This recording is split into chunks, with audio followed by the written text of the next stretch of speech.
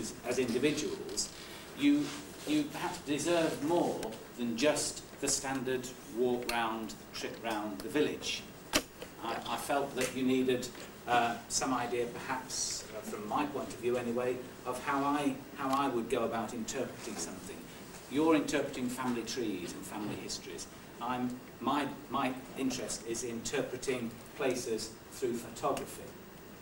So I wanted to be a bit more specific than just the walk round the village, because most of you have seen those already, and if you haven't, they're in the book. Foolishly, I forgot to bring any books with me to sell to you. I'm not a very good salesman.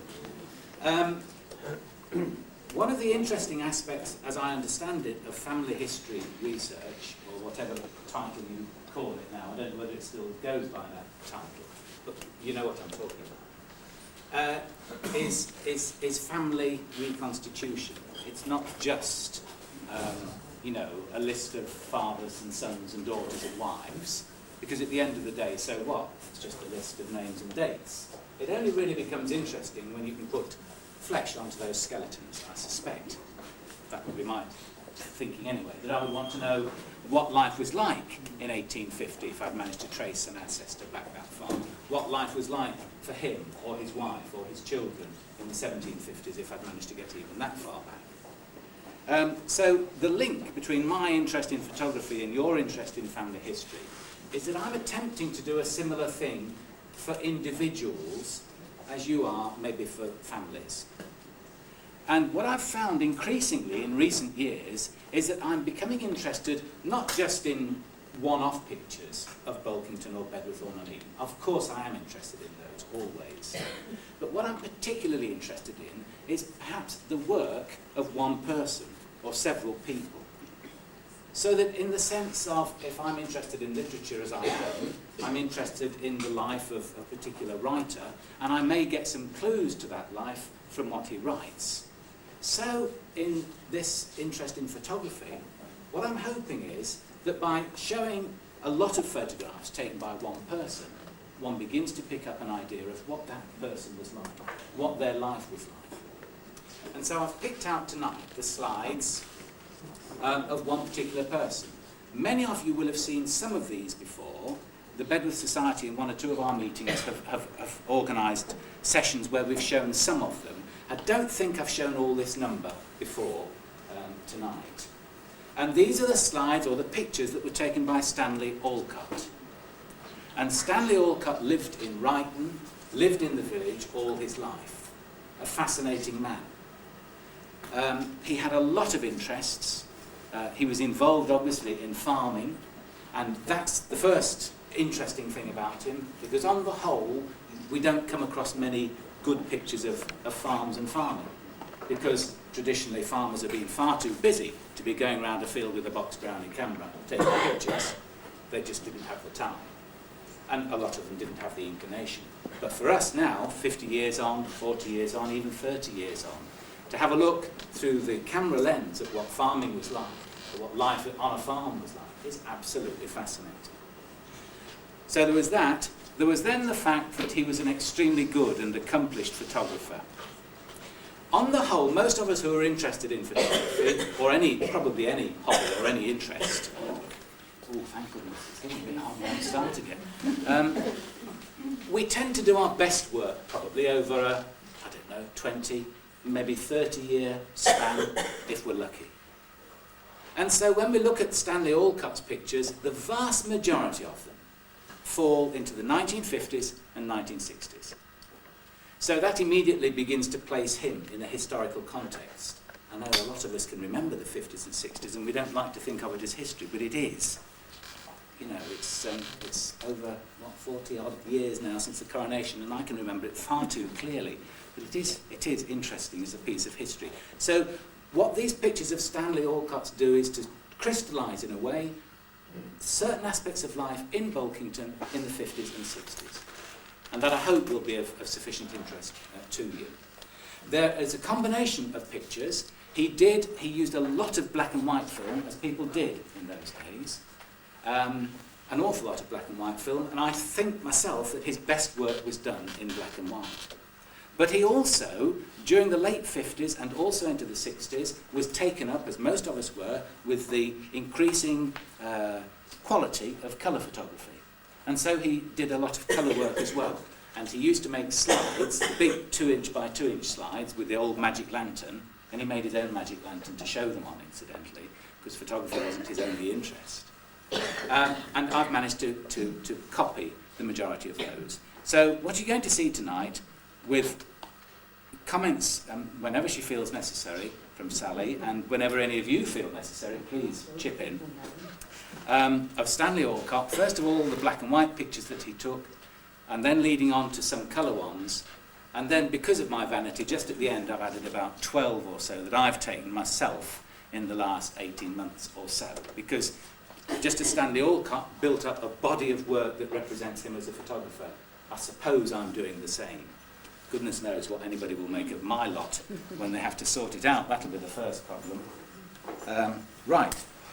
So if we can make a start, I'll just make sure that all the focus and everything is okay. Right. That's the man himself.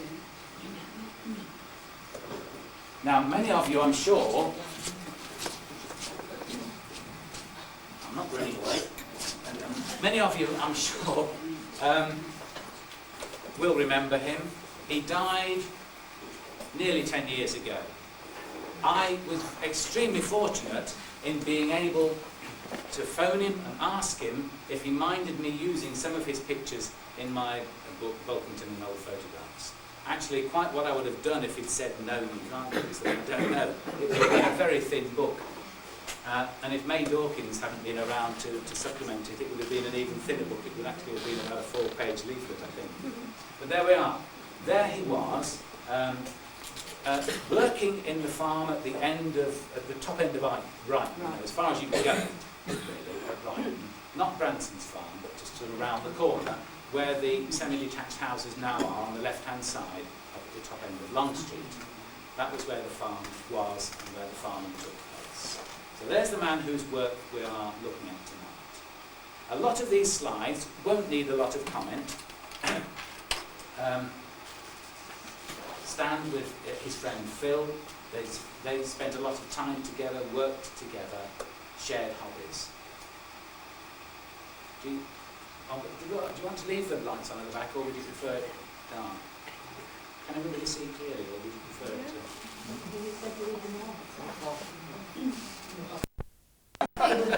Karen thinks the radical.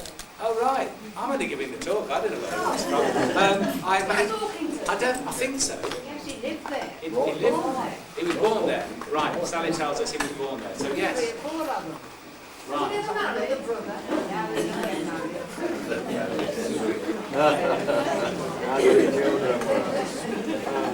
Right. Now, can everybody see now that we've got the lights off? Okay. So, bearing in mind that this was a farm, a lot of the pictures you're going to see are connected with farming, but not all of them. And it's true to say that if it wasn't for Stanley...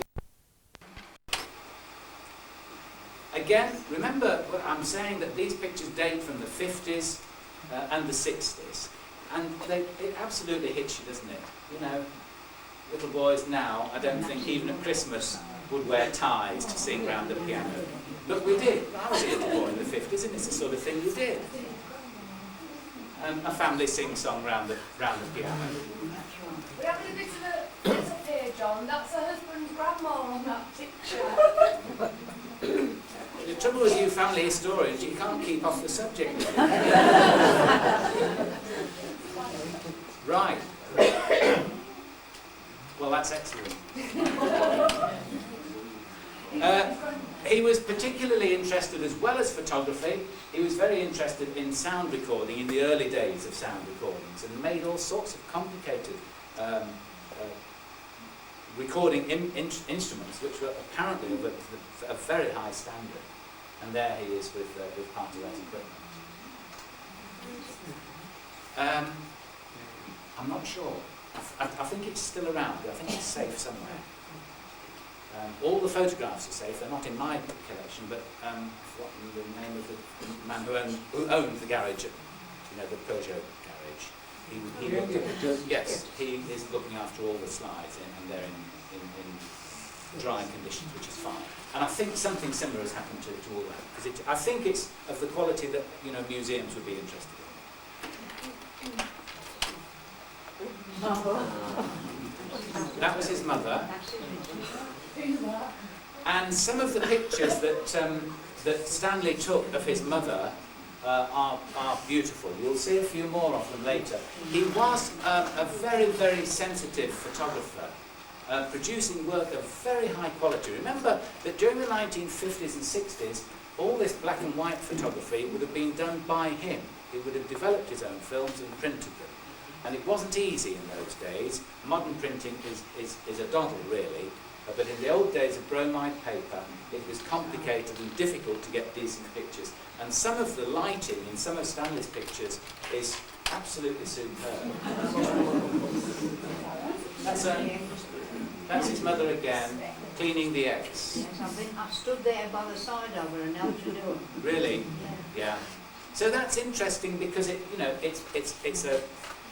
throws a light onto Bulkington life, but at the same time, that's a wonderful study which would stand examination way beyond the boundaries of Bulkington. It's just an extremely good photograph of its period, of its time.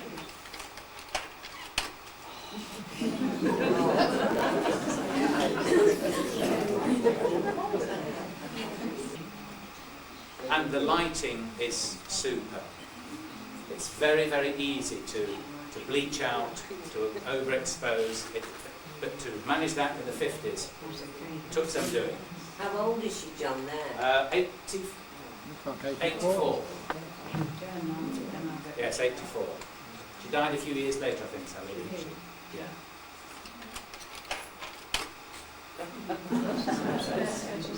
So there she realises that she needs to sit up and pose properly. But the earlier picture is a lovely one as well. They both speak to us.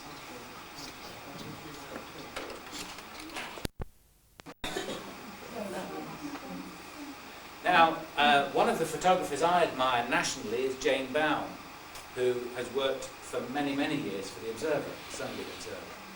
On the whole, Jane Bown tries not to use flash. She can't stand it, and she tries to get her subjects near a window, near natural light. Stanley was the same. There was a lot of quality in these portraits that he took. He was also called into service, as it were, as many of you will remember, I'm sure, to village events.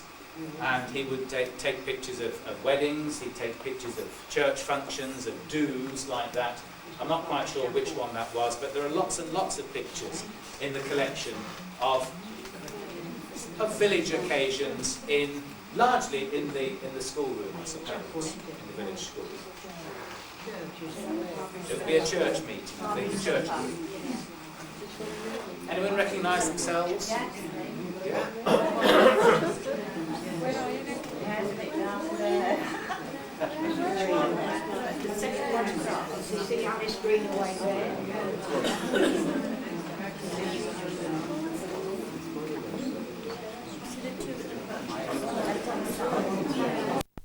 That people will recognise.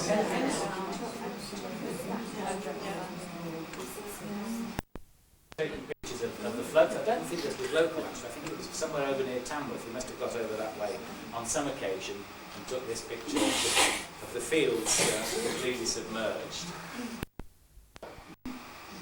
He was very keen on snow scenes. There was skating there on skates on the farm pond. There were several severe winters, and Stanley seems to have recorded them. There are several that were 1959, 58, 59, which was a bad winter, and a lot, the best ones probably, from that awful winter, which many of us will remember, in 1962, when it froze for weeks on end. And a lot of the colour ones that you'll see later on date from that particular period. Right, there's a similar one in colour actually further on. That's wonderful, that wonderful sort of hoarfrost on the tree, and really only a stone's throw from the back of the farm. And Stanley certainly is a very good example of something that I believe passionately as a photographer, that you don't have to go far to get good pictures. All you need is a good eye in your head, a good brain to work it out. There are super pictures waiting to be taken everywhere around us. And Stanley, of course, because he knew that, has left for us a legacy of wonderful images of the Bulkington area. Bless him.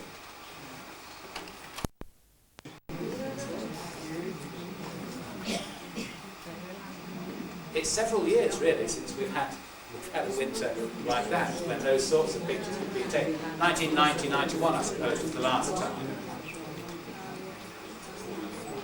But of course, it's all too easy to say when the snow's there, oh, wouldn't it make a good photograph? And that's the end of the story, because you don't go and get the camera, or you run out to film, or you've got to go to a meeting, and the pictures don't get taken. But Stan made sure that they did. The pets, the animals, feature in a lot of the pictures, and they're always named. I can't always remember the names, but one of the farm dogs is there.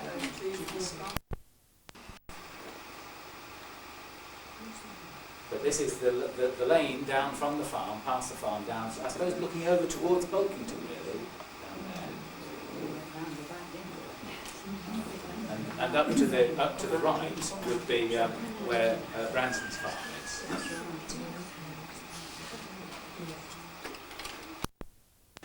One's tempted to say pride comes before the fall.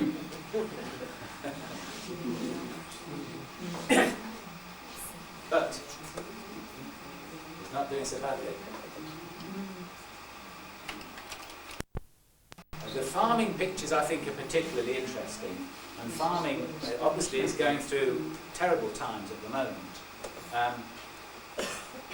But in the 50s, it was still very much a labour-intensive activity, not quite as labour-intensive as it had been before the war, but it wasn't really until the 60s and 70s that the intense mechanisation sort of hit agriculture. And a lot of the early, what's looked to us to be early farm implements and farm tractors and machinery and so on, must have been absolutely wonderful to farmers who had been used to horses and drawing ploughs in that way, and all the time, that harvesting used to take and haymaking used to take.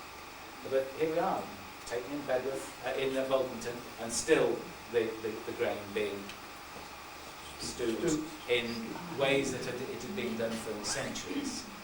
And yet within the last 40 years all that has gone completely. The end of an agricultural era. And the sturdy, if that's the right word, tractors. I suppose you have sturdy horses rather than sturdy tractors, don't you? You know what I mean. He was good at recording pictures of farm workers. There were lots of pictures. I can't remember now whether we're going to see some. I think we do see one or two, but he took lots and lots of pictures over several years of all the people from the village who used to come and pick potatoes, go potatoes. And they're making a fascinating record. Any other comments you want to add, Sally, from what we've seen so far? No, you're all right. Okay. I was just thinking I could do with a break, really. I think someone else probably took them forward. Unless he may have had a tripod with a time exposure. He has got one. He did? Yeah. Yeah, that'd be it then. He looked at all the tricks. Yes. And again, that tractor must have been wonderful, as it appeared and sort of transformed farming. Nowadays, a farmer would turn his nose up at that, I'm sure, and think it was a very tiny implement.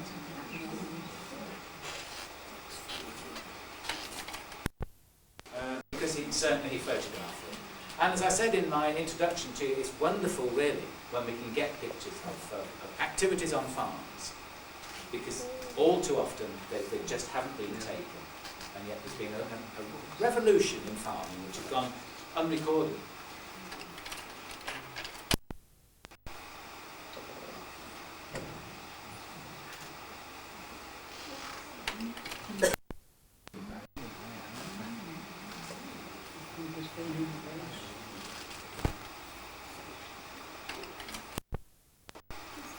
Now, I don't know whether you recognise all of those men, Sally. No, I can't. No. If it was all tuddy up there, I could. I I don't think he's been doing a lot of farming. He seems a bit overdressed for working on the fields, doesn't he? Yes, probably. He's propping up the bar. I think that second man is Jim Hills is down. That one, is Yeah. it? I think so. Yeah. Well, they look quite pleased with themselves. They've been down the weavers, haven't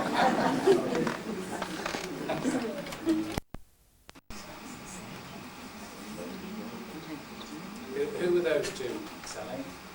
Do you know? they? Not to say. Well, is it not Mr. and Mrs. Milner? The Milner's No, farm? I don't think so. No? No, I don't think so. Oh. It ain't I think it probably is, isn't it? It ain't Letty, no. Yes, I think you're right. If we just go back to that previous one. It's the same man. Yes, it's the same man. Now, it could be Mr. and Mrs. Milner. Yeah. In the back of my mind, I thought it was, but They were very friendly. yes. And they were farming in Rhine as well, weren't Yes, they? yes. Yeah.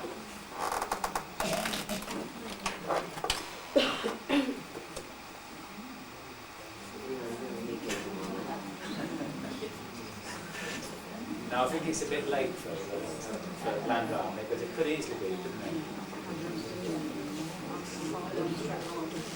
I think these date from about 1959 or 60.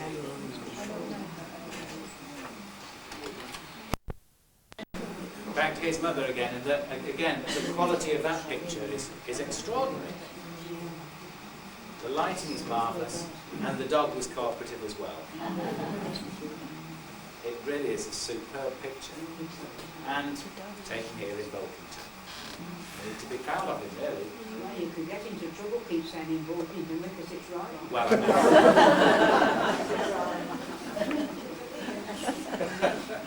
There was always a bit of... I know there was. You have to be very careful what you say. And 2 football teams. Right. So I stand corrected by Sally. It was a super picture taken in Rhine. Makes it even better. Oh no, I better not say that.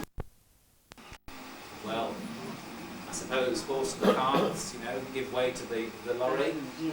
And again, Nuneaton flour mills, Nuneaton no longer with us. They get money now for advertising that. Yes. Yeah.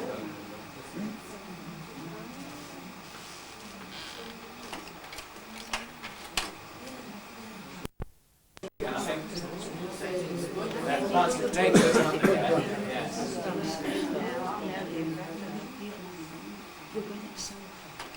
Very quiet.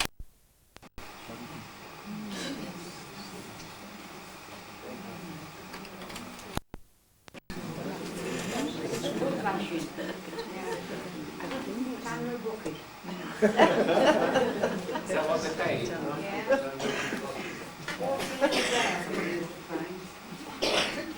And then they'd have a strike if they put the idea up. Many pictures. Each year he seemed to line up the potato pickers and to take their picture. I bet you told them better, couldn't you? Again, there must be a lot of people who will recognise relations perhaps on that picture.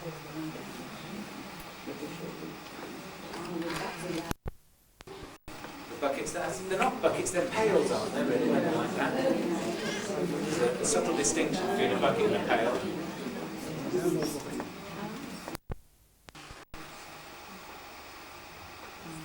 Anyone recognise themselves?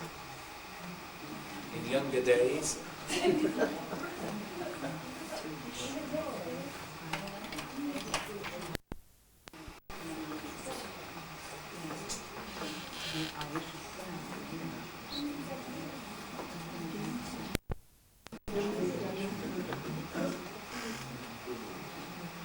Yeah, a nice study really of the girl with the lamb.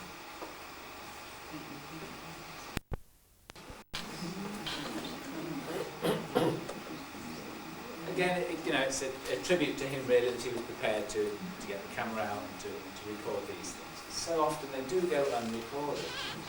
Well, these farmers now want a time. No. The two worked. and most of them then didn't have time either, really.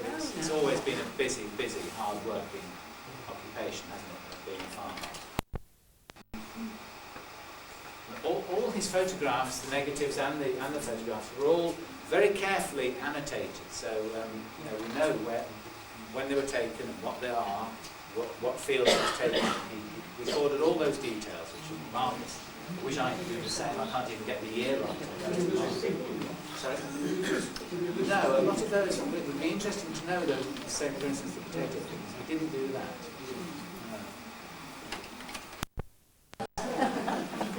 It's a bit ferocious, isn't it? Toll gatekeeper. Yes. He's the one that stamps your passport. Yes, I think just before it was, I don't know whether they had it put down or whether he died. Yeah, he was old. But he was very old and looks a bit the worse for wear, really, doesn't he?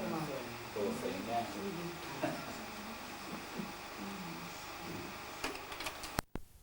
One of the many sheepdogs. Yeah. Looks a very healthy dog, doesn't it?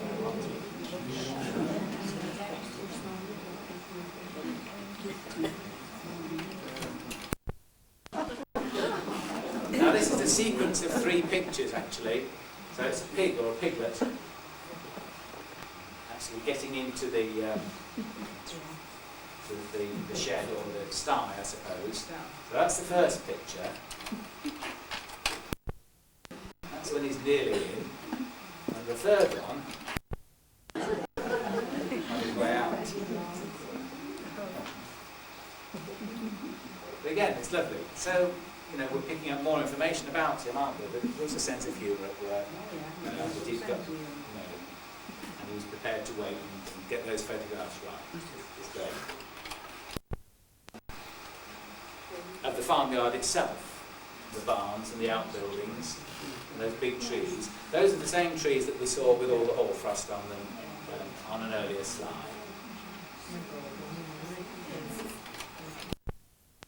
The lane or the track up to Branson's farm. And in fact, this picture was taken on the day they started felling those trees, which is why he took it.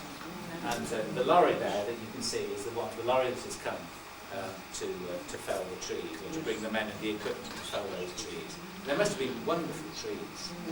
Even in the photograph, they look quite magnificent. And the farm was sort of round down the side here. And this is just one end of one of the outbuildings, which we've already seen. So this was a happening in Ryton. This was Elson's house,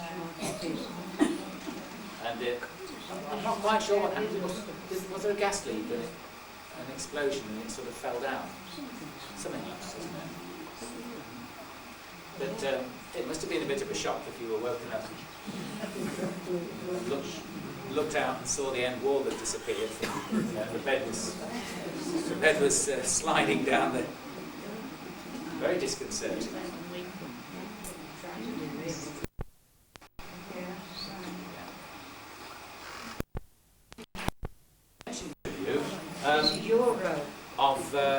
Of the houses in Ryton. Yeah. And really, as I said, without Stanley's pictures, we wouldn't have known. We wouldn't now know that most of those houses once stood there. It's amazing. I was born there. That's right. Were you? Yeah. One of these pictures out now on the right hand side. This one? Yes. Oh, right. Yes. I can't remember nothing about it. I can. But they're a wonderful collection of pictures, these at Ryton, and all taken in the late 50s, a few of them in the early 60s. From about 1958 to 63 was when he was photographing. Not only Ryton, he went around the whole village actually, and took pictures as well. But he concentrated really on Ryton, I suppose, because he lived there. It is, that's all Mrs. Jackson on there, isn't it? But at this end, is it? And Liza Lovett, yeah.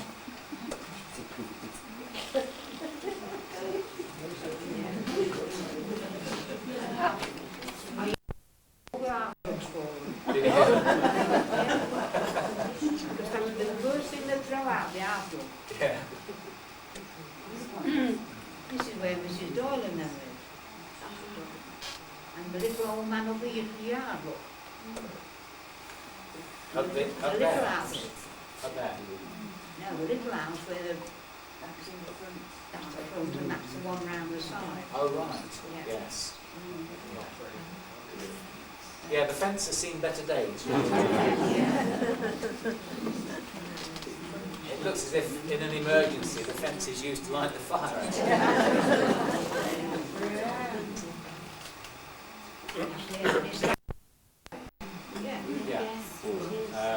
With corrugated iron then, but obviously it had been thatched way back. Put a corrugated iron. In fact, there is a picture in existence of it with the thatch on it. Yeah. I think there's all in there. But it's fascinating, isn't it? All these pictures of Brighton that we just wouldn't know about. Adding. Yes, This is near the Weavers, isn't it? So the Weavers just opposite. Is it opposite? Oh, right. Opposite. Yes. Yeah. Well, I called it Donington Road. This patterned brickwork, of course, was everywhere. Very much fashion. Houses, we still follow fashion in everything, and in architecture and styles. We'll be able to look at housing estates in 30 years' time and we'll be able to say, yes, 1990s. Just as we can now, we can look at an office block and say, yes, 1960s. It was pretty accurate. Most of us carry that within us. And this was, on the whole, 1820s to about 1850. That was the sort of time when that brickwork was fashionable. And then fashions changed and they went on to other things. And most of the centre of Bedworth, redeveloped at about that time, used to have that sort of brickwork. It's all gone now.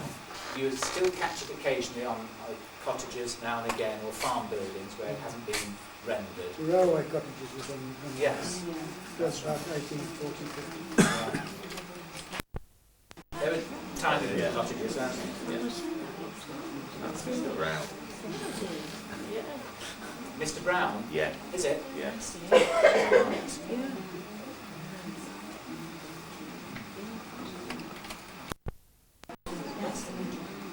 Looks like one good shove and it would fall over. It's amazing, isn't it?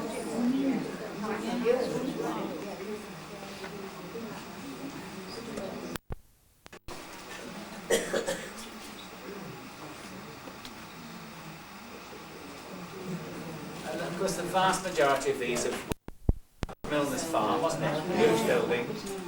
Enormous building, really, isn't it?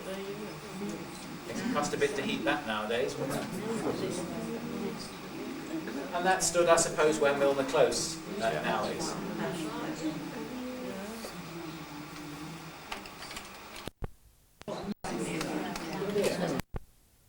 Another view of the corrugated iron farmhouse, taken through the trees.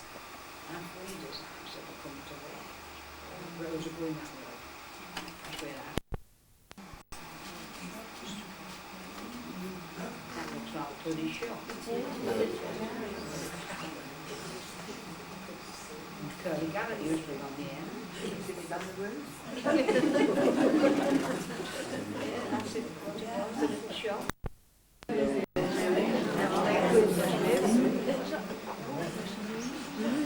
This is a particularly interesting view of it, I think, because as a general rule, the picture we know best of the New Inn is taken from over here. And it's looking down with the top shots. But that's right. Bulkington's history, of course, includes a lot of ribbon weaving, as does Bedworth and Nuneaton and Coventry, up that corridor really, up the A444. Ribbon weaving, huge number of our ancestors in this area, and they're living as ribbon weavers. And these were the top shops, the looms would be up there. And so they lived down below and went upstairs to work. And this was a sort of compromise situation. Sometimes there would be a steam-driven loop or engine which could power all the looms in a block, so that you could plug into it when you wanted to. They were mostly hand-weaved. Then most of these would have been hand looms. It was mostly the bigger buildings, like the ones in Mill Street in Bedworth, where there would have been an engine, and particularly in Hill Fields in Coventry. But the ribbon weavers were an independent bunch, and they really didn't like going into factories. They preferred their own way of working. And so having a sort of communal set of houses with one engine which could power them and make them more efficient was a suitable compromise, which worked reasonably well until the 1860s and the free trade act, and the bottom fell out of the market. There was abject poverty in this part of the world, and it's all there. It's all in the one photograph that Stanley took, and without it, we wouldn't know. We know the new in, but otherwise, so what? The old school, when it had closed as a school, and they were trying to raise money to convert it into a parish hall, and this is the, the thermometer. We've all seen them. You have a huge weekend sort of fundraising, and the thermometer goes up about half an inch.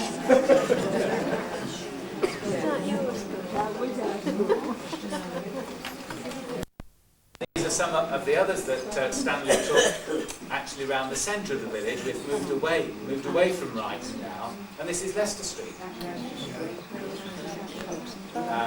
Total transformation, of course.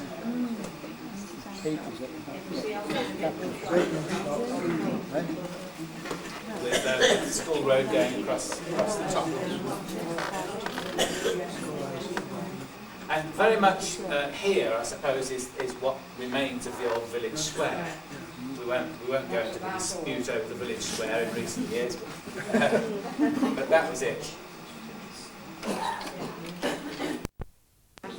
Corner of School Road, Leicester Street, down to the church.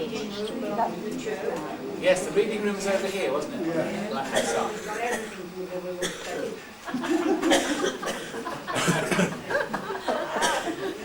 Reading room, a scout up and everything. Leopold Chapel. Building Society. Building Society, prison. Now everything.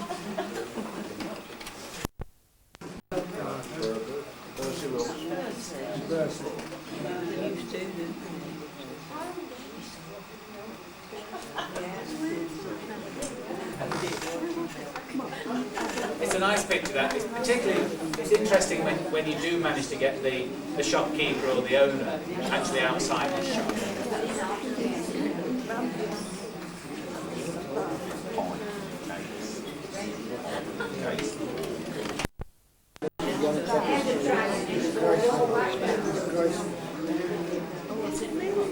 Now the barn, of course, was a listed building under the post-war Town and Country Planning Act.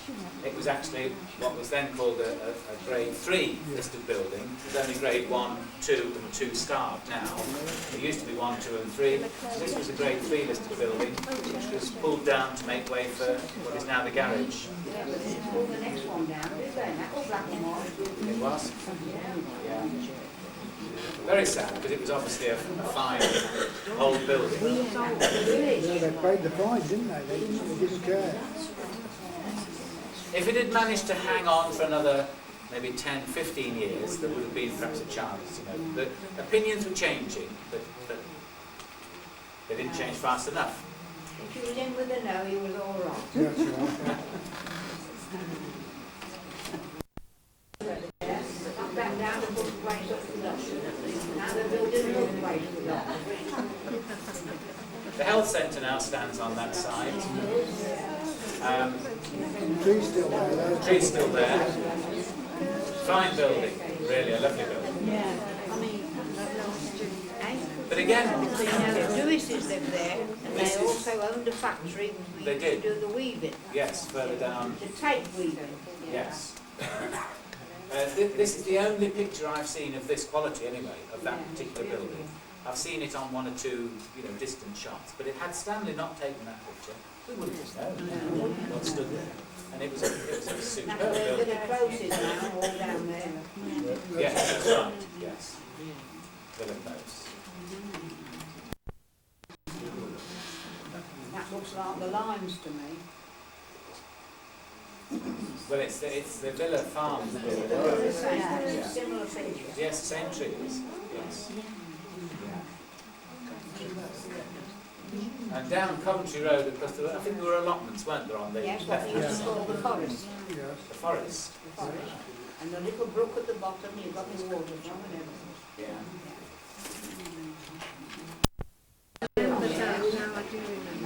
You're drunk in there.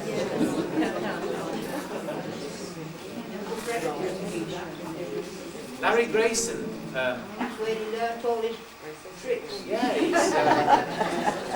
I remember him saying that he'd done quite a lot in the top room there. That's the second edition of the Crown. Yes, that's right. The other one was at the side. When Peaches used to do. Had the Peaches. Right, yeah. And of course, when this was taken, Church Street did go right up to the church. It was a few years after this that the road went through. There were 2 farms next door to the Crown. And then the houses has just been sold. Yes. Next. The white, That was yes, a number 4. farm. There were 2 farms there, and they went into the croft. And that's where you get the name of the croft from. Oh, right. Yeah.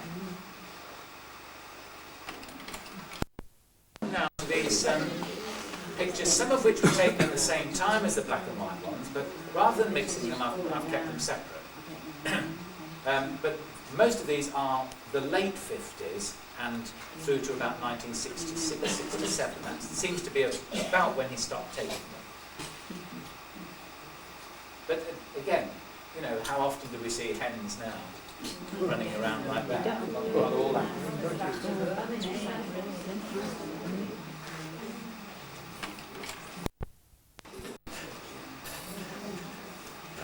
And it's, you know, with the with the poultry, the sheep, the cattle, the flowers, it's a different way of farming, isn't it? Totally different.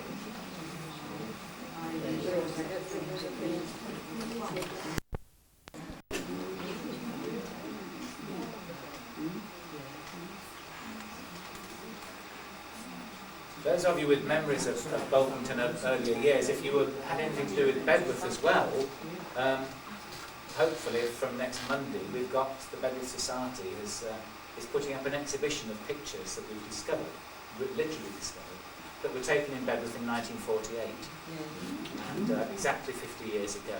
And they actually, Tesco's have agreed to show them for us, which is very good of Tesco. But none of these have been shown before.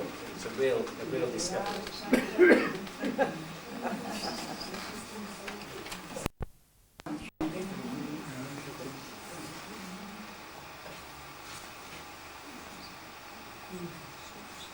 These things change so quickly, and we don't realise they're changing often, do we?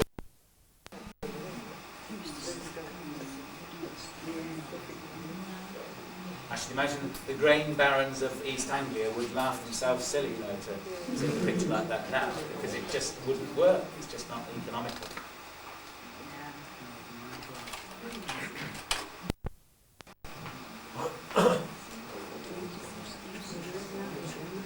Well, as a farmer, very conscious, I suppose, of the beauty of his surroundings, and he took quite a lot of pictures. This is looking across the, you know, the pond at the bottom of the lake, looking over towards Western Lane, really.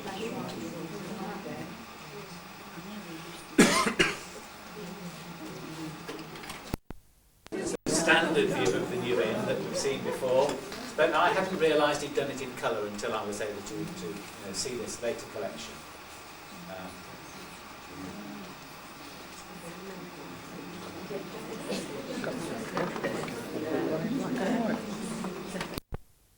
Back to winter, yes. And this particular picture actually won an award in the Amateur Photographer in 1959 for Stan.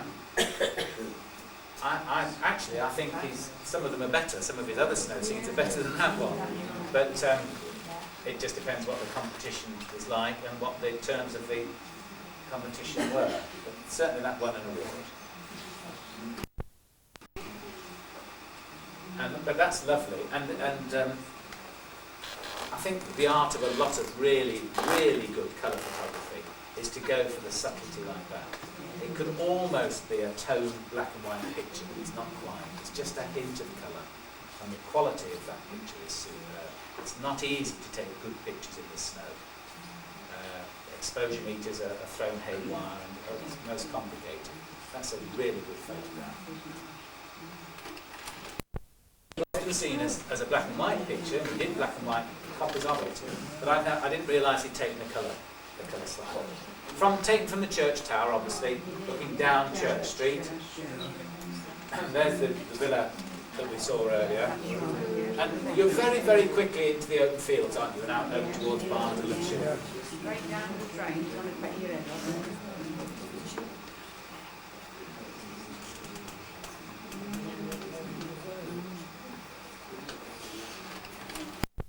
In 1962, and it looks as if the building on the corner there is in the process of being taken down. Going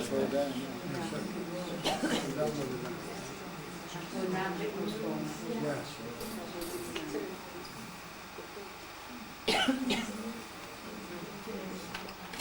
Actually, never been stopped. I keep saying with religious, you stop things like that. Yeah. Again, some of these are similar to the black and white ones we've seen, but certainly for farm implements, colour does add an interest, I suppose.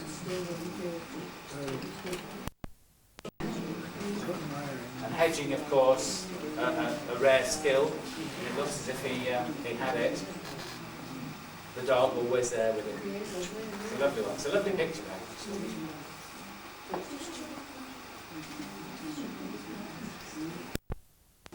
Another one, he was obviously attracted to this, to the pond and to the evening light.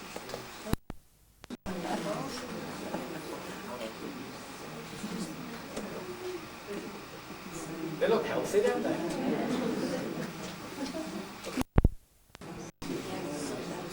Again, it's a lovely picture. It's that the sun, pale sun, low in the sky.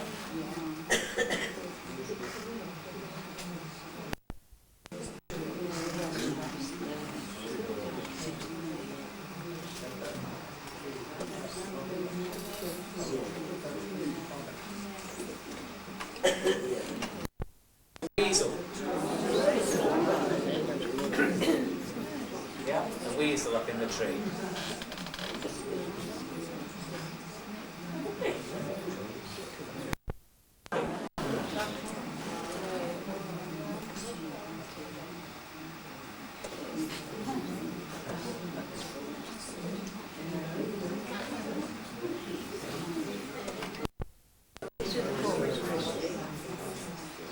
Another one of the sermons, Sundays, church. So you can see how close the Church Street houses were. You know, they really came up to the church railings.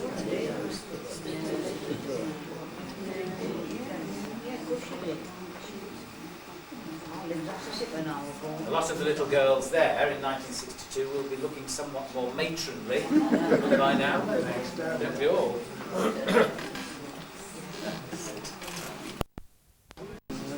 More hen's nest.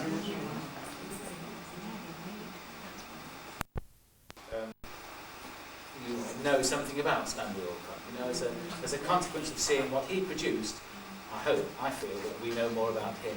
We know more about what he felt about Bulkington, how he responded to it and reacted to it. Carnival procession. Again, I think this was 1963. It must have been in the 60s because the skirts were shorter, weren't they? The first time round for the miniskirt. Well, since the 30s.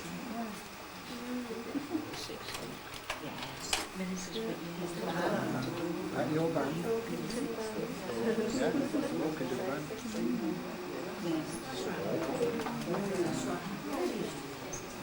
So this is the junction of Wolvie Road and Long Street, isn't it? That's where we shot on the corner. Yes, there was. Yes. That's right.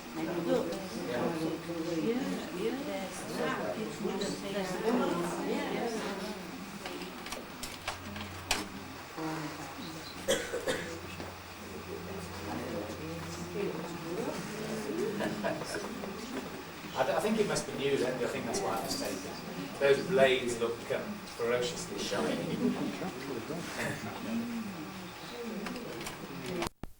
Buildings, and he took these, I think obviously because they were about to be pulled down. And that's often when we do, just at the last minute, oh, we ought to take a photograph before it's pulled down. And they're looking a bit tumbled down, aren't they, those farm buildings? But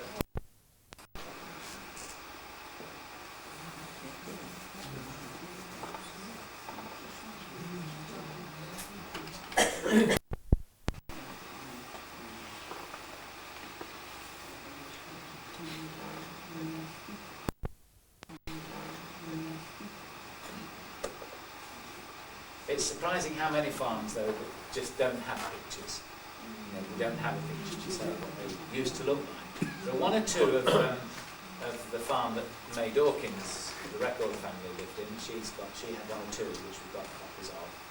But other than that, I'm not aware of many pictures of the other farms or farm outbuildings in the Bulkington area.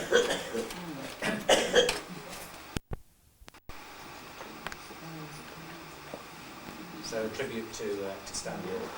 Now we just finished with a few that I've taken, and these are concentrating really on. I've done a lot of photography over the last 18 months or so, dealing specifically with the Nuneaton and Bedworth's borough, the city in blue, borough in blue entries.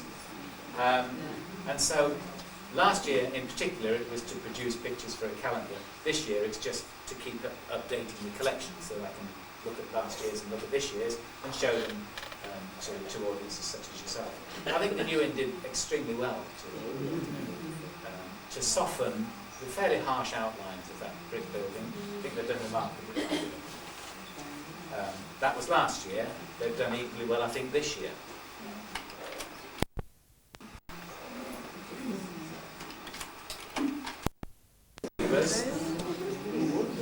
Which one? Yes. Yes. Won the Rose Bowl presented by the Bedworth Society each year for the best decorated pub in the borough. Again, last year. Marvellous effort.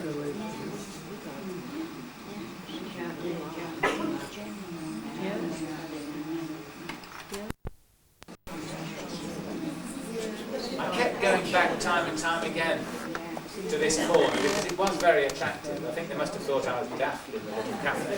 This fellow kept arriving with a step ladder at all hours of the day. And I couldn't make up my mind whether I wanted the cars in or out. If I wanted them out, I had to be there at 7 in the morning. Because after about 8, they're being parked.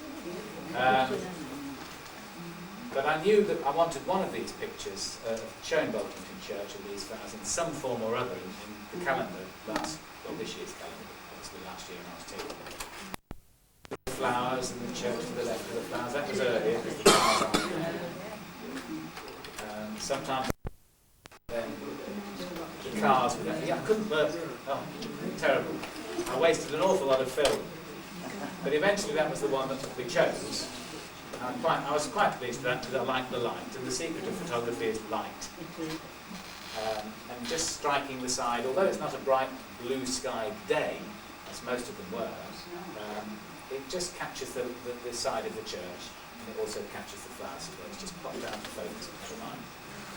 So that was one that represented Bulkington. That was another one. Church Street is very attractive. The difficulty with photographing Church Street is the cars. And that's not to blame the residents of Church Street. It could be the set of any street. We all park our cars all over the place. But the cars do detract from the attractiveness of Church Street. So I was trying to, obviously the pictures had to include flowers, and really the roses were past their best, but it was the only way I could get something of Church Street. I did a little bit better this year, and I knew what I wanted last year, but there were always too many cars there to do it. Village Barber, which is in the first shop next to the new inn. Very attractive last year and this year. Really good.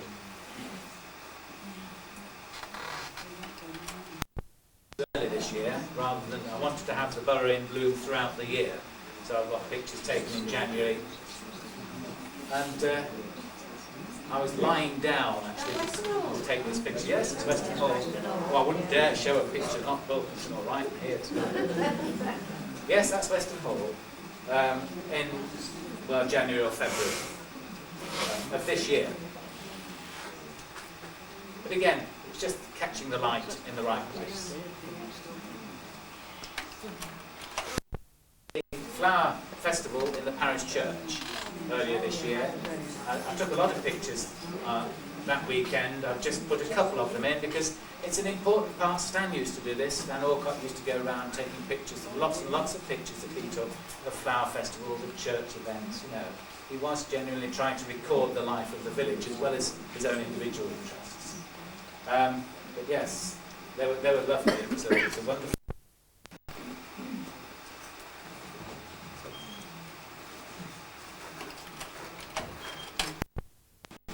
This was this year, again, slightly different angle.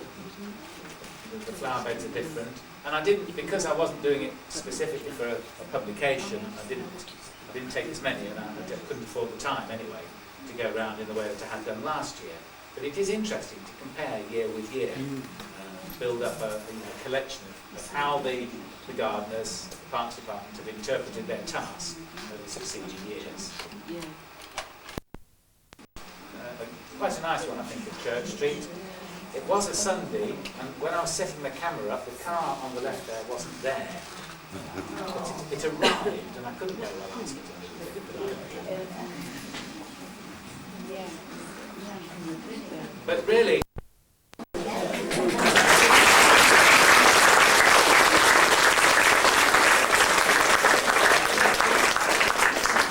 that incidentally was one of Stanley Alcott's slides.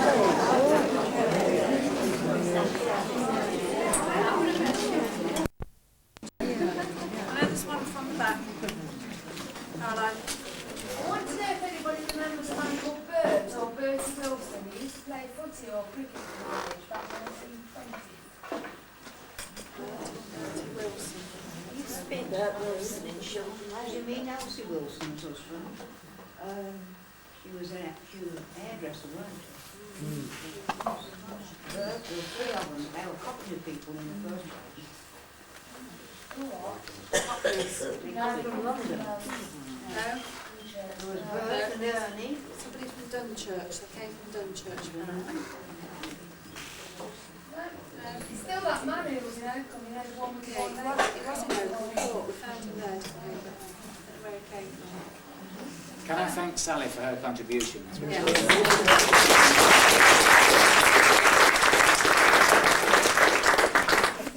Now, before you forget all about Bulkington, I want to read something to you, as I put down.